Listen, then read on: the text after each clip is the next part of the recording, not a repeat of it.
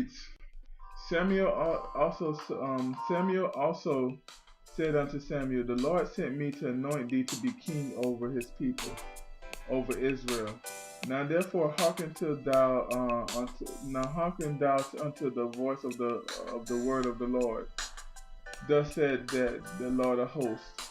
I remember that which Amalek did to Israel, how he laid wait for him in the way when he came up from Egypt. Now go and smite Amalek, and utterly destroy all that they have, and spare them not, but slay both men, women, infant, and suckling, ox, sheep, and camel, and ass. And Saul gathered the people together and numbered them in telling me 200,000 footmen and 10,000 of men of Judah. And Saul came to the city of Amalek and laid wait in the valley. And Saul said unto the Canaanites, Go, depart, get you down from among the Amalekites, lest I destroy you with them. For ye showed kindness to all the children of Israel when they came up out of Egypt. So the Canaanites departed from among the Amalekites. And Saul smote the Amalekites from Halavia until thou comest to Shore, that is over Egypt. And he took Ag, the king of the Amalekites, alive, and utterly destroyed all people with the edge of the sword. With the edge of the sword. All right, so let's stop right there. We was in First Samuel's 15. Did I say 19? I meant 15. I'm so sorry. I meant 15. And so God told him to go destroy the Amalekites. The Amalekites was their enemy. When they was coming out of Egypt, apparently something happened to the children of Israel by the hand of the Amalekites. So God said, go in and destroy them and destroy everything. Keep nothing. Keep nothing. Destroy everything. Now, people, the atheists would use this as a way of saying, look, that's the evil God. But God would not be clowned to be mocked. So God told Samuel, through Samuel, God told Saul to do a task. He said, go do this. But Samuel, when he got there to the Amalekites, he seen that the Kenites was a part of the Amalekites. And he spared them. God told him not to spare anybody. Disobedience. Then he got the king Agag, the king of the Amalekites, and he kept him alive. Utterly disrespecting God. So we at 9. Let's continue reading. But Saul and the people spared Agag, and the best sheep and the oxen and the fatlings and the lambs and all of the good, and without utterly destroying them, but everything that was veiled and refused, they destroyed utterly. So they took all the good stuff. They took the best calf and the best everything. But everything that wasn't good, he destroyed them. Disobeying God, because remember God said destroy everything. Then came the word of the Lord unto Samuel, saying, It repents me that I have set up Saul to be king, for he is turned back from following me, and have not performed my commandments. And it grieved Samuel, and he cried unto the Lord all night long. Wow. So Samuel got from the Lord that Saul disobeyed him. And imagine God, you talking to God, and he say something to make you weep. He said that it repented God to make Samuel. That couldn't, like God, imagine how God sounds, right? That repent, like I do not like the fact that I made Saul king. Imagine that. And and Samuel cried all night long, right? This is the news that he got. And then we're at 12, we're going to finish reading this. I'm getting somewhere. And when Samuel rose early to meet Saul in the morning, it was told Samuel, saying, Saul came to Carmel, and behold, he set himself a place, and is going about, and passed on, and going down to Gilgal. And Samuel came to Saul and said, and Saul said unto him, Blessed be thou of the Lord. I have performed the commandments of the Lord. And Samuel said, What meaneth then this blathering of the sheep in my ear, and the lowing of the ox which I hear? We're at 15. And Saul said, They have I bought to have from the Amalekites, for the people spared the best of the sheep and the oxen to sacrifice unto the Lord their God, and the rest we have utterly destroyed. Then Samuel said unto Saul, Stay, and I will tell thee what the Lord hath said to me this night. And he said unto him, Say on. Saul said unto him, Say on.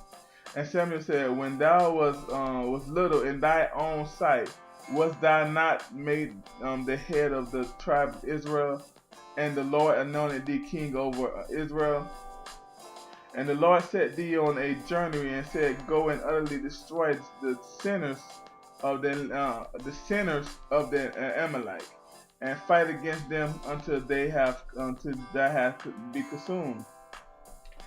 Wherefore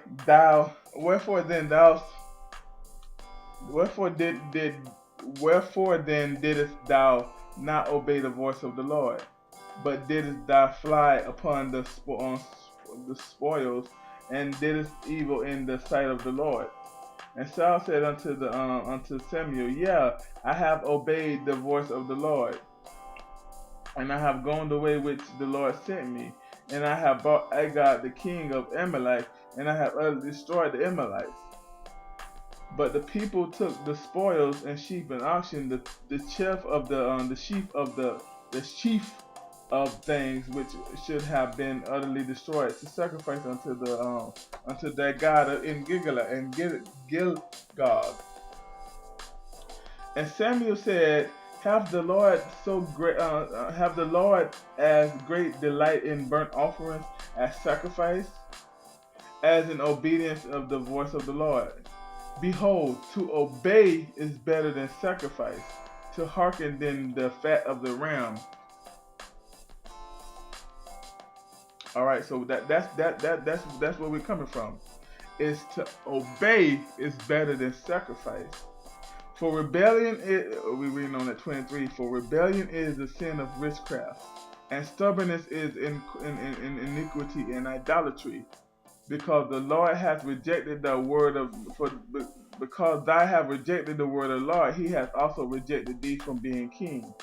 And Saul said unto Samuel, I have sinned, for I have transgressed I have transgressed the commandments of the Lord, and thy words, because I fear the people, and I feared the people, and not obeyed the voice. Now that I pray, pardon my sins, and turn against with me, and that I may worship the Lord. And Samuel said unto Saul, I will not return with thee, for thou hast rejected the word of the Lord, and the Lord hath rejected thee from being king of Israel. As Samuel turned about to go away, he laid hold of the skirt of his mantle, and rent it. And Samuel said unto him, The Lord hath rent the kingdom of Israel from thee this day, and hath given it to a neighbor of thine that is better than you. That's better than thou. And also, the strength of Israel will not lie nor repent, for he is not a man that he shall repent. Then he said, I have sinned. Yeah, this is Saul. I have sinned. I have sinned. Yet honor me now, I pray thee, before the elders of my people and before Israel, and turn again with me, that I may go worship the Lord thy God. So Samuel turned after Saul, and Saul worshipped the Lord. Then Samuel, bringing ye hither to me the king, Ag, the king of he said, bring hither to me the Ag, the king of the Amalekites. And Ag came unto him reluctantly. And Ag said, surely the bitterness of death is past. He said, you're not going to kill me, right? And Samuel said, as thou hast made women childrenless, so thou shalt mother be childrenless, should be childless among women. And Samuel shewed Ag in pieces before the Lord in Gilgal. Alright, so I want to talk about that story right here. Now, God tells Samuel to go into the Amalekites and kill everything, get rid of everything. These were sinful people. They was doing all kinds of sinful things. If you want to know the type of things that they may have been doing, go and read in Leviticus. All the things that God told the children of Israel not to do, He commanded them not to do. These are the things they were doing, sleeping with their mothers, just being in sin, just being in sin, just doing all kinds of evil, sinful stuff. So God said, I gotta get rid of these people. He used Saul to go get rid of them. So Saul go over there and off rip, he letting people go. Nah, y'all better go. I'm warning y'all a little ahead of time. Y'all go ahead and go because y'all was nice to us. They was nice to the children of Israel, so I'm letting you go. Then he takes the king and he bring the king back to camp after he killed all the Amalekites, and he bring their best stuff. He brought their nice houses, their cars and all that. He took all their gold and all that. He brought it back to God to sacrifice. And God said, how dare you? How dare you think some gold, you think some fatted cow, you think the best of them is going to be worth a sacrifice? That's nothing to me. He said, I want your obedience. And he took everything from Saul. He took the whole kingdom from Saul.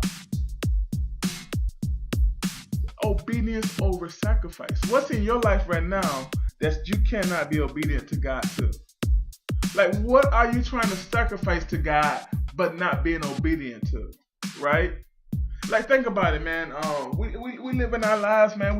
Sometimes we live so fast and everything, and so much going on, and all God wants us to be obedient to Him. And how do we be obedient to Him? By loving Him and loving others. That's what He wants us to do. He wants to love Him and love others. But we put the love of money in front of God and love in front of others. Right? We got people who would rather go out and save up for retirement so they can be good in the long run, instead of using that money to go and love people, using that money to go and fund someone who's in Africa trying to help out with the problem they have over there with the prostitution. Right? Who would take their time and say, okay, you know what, man? My kids are gone now, I'm 40. I'm finna live my life. I'm finna have a good time. Me and my wife finna travel instead of going to get one of those babies that got dropped off. What in your life are you not obedient to God to by loving people? But you'll say, okay, I'm going to church and I'm paying my tithes. Or I'm going over and do this and I'm going to do that. I'm sending money over here, sending money over. All this sacrifice, but no obedience. He said, go get my sheep. He said, go get my sheep. That's what Jesus said. His commands was to love Him, to love others, and go get my sheep. But we rather sacrifice than to be obedient to God. What's stopping you from being king? like Saul, what God is taking from you because you want to be obedient to Him? We need to look at our lives, man, and see our lives filled with stuff that's making us fat, and say, how can I sacrifice to God? How can I do this better? How can I do this Christian life better?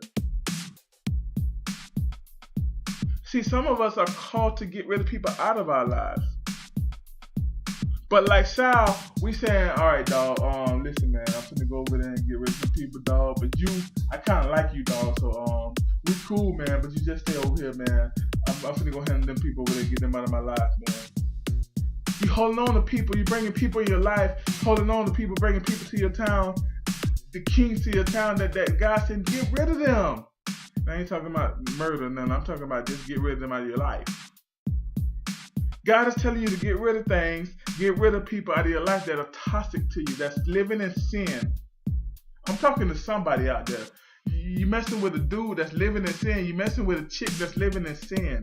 And yourself, you're trying to be righteous unto God, but you're trying to hold on to things that are sinful. You're trying to hold on to things that God said get rid of. Man, I absolutely love that story, man. I absolutely love that. Now, as it unfolds, and I probably won't, but as it unfolds, you'll see a battle with Saul now, a rejected king, because he wouldn't obey God, right? To God putting up him a man who he loved, who obeys him, and that's David.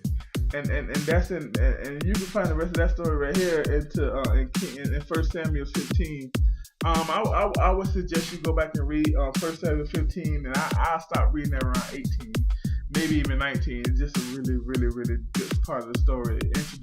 This part of the story introduced David as king and everything, and David didn't do things right, but David lived in obedience. Now, Saul was repentant. Saul was like, oh, I'm sorry, take me and let me worship your God. I'm sorry, take me to the God I can worship him. Please forgive me. I'm so sorry. No. But God told you not to do that. God told you to obey him. I love it because you see a picture of David. When you read on, you see a picture of David, man. David just going around and he don't even care.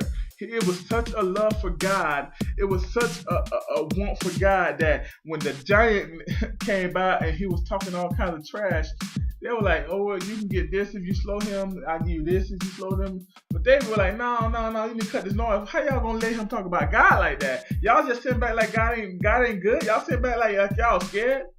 David said, I don't need your weapon. Don't give me your weapon holder. Don't give me your weapons. David said, I'm going to go into this brook and get a couple rocks. And I can handle this.